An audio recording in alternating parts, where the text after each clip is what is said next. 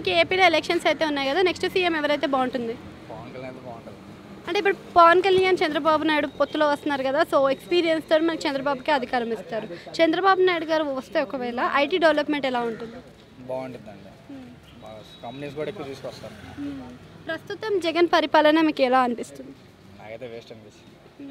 నారా లోకేష్ గారి పాదయాత్ర ఇప్పుడు ప్రజల్లో ఏ మేరకు మార్పు తెచ్చింది అనుకోవచ్చు? కొంచెం అయితే తీసుకొచ్చింది. ఫస్ట్లో కంటే ఇప్పుడు ఆయన మాట్లాడే విధానం కూడా బాగుంది. చంద్రబాబు నాయుడు గారు మరి పవన్ కళ్యాణ్ గారు ఇద్దరు పొత్తులో వస్తున్నారు కదా, అలా అయినప్పుడు ఎక్స్పీరియన్స్ లీడర్ అయినందుకు ఆల్రెడీ అధికారం ఆయనకు వస్తుంది చంద్రబాబుకి. సో పవన్ కళ్యాణ్ గారికి ఏ పదవి ఇస్తారు అనుకుంటున్నారు?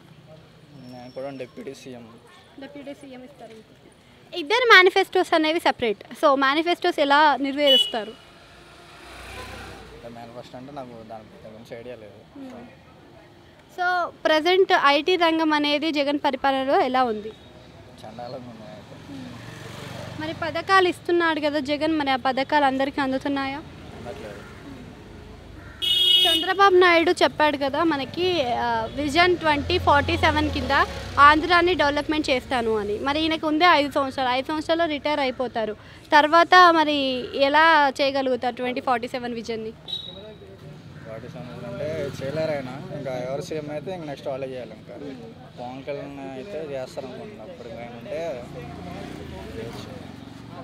అంటే ఇప్పుడు చంద్రబాబు నాయుడు గారు చాలా వరకు పథకాలు అంటే డెవలప్మెంట్ ఐటీ కంపెనీలు తీసుకొస్తాను అని చెప్తున్నారు. మరి ఐటీ కంపెనీలు తీసుకొచ్చే బాధ్యత తీసుకుంటారా?